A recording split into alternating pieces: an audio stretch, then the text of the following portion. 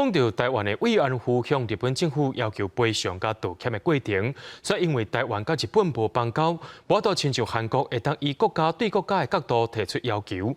不过台湾的阿嬷又愿去争取国际重视，过去到东京开记者会，希望日本政府定着爱出来面对。这阵阿嬷为女性人权拍拼的精神，也值得咱家钦佩。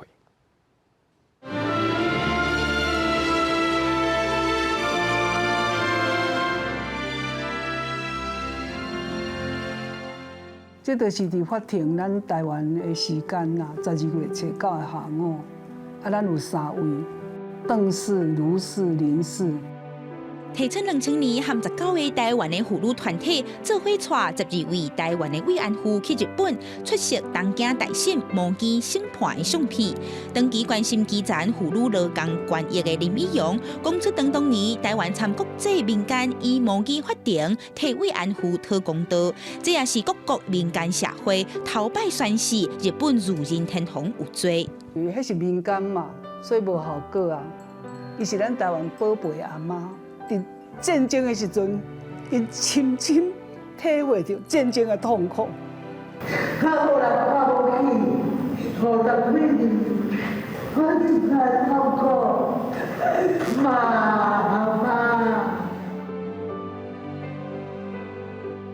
其实早在1997年，日台交流协会捌推荐律师赖浩敏负责直接日本亚洲女性基金会处理日本向台湾籍慰安妇回失的相关事务。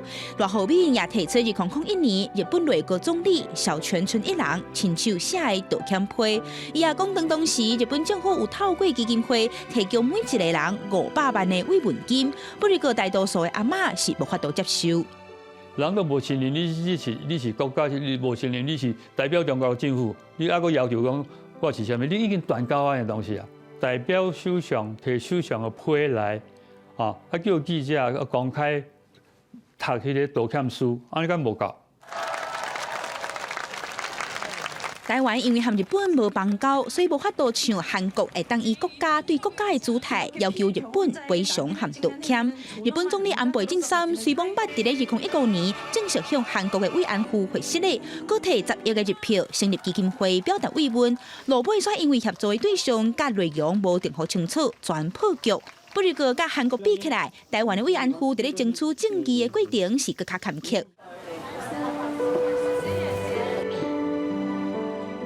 台湾的阿嬷是伫2003年去东京开记者会，要求日本政府要爱面对慰安妇的议题。落尾，日本的最高法院以超过法院追诉期，国家伫战争时期对个人造成的损害，唔免负赔偿责任。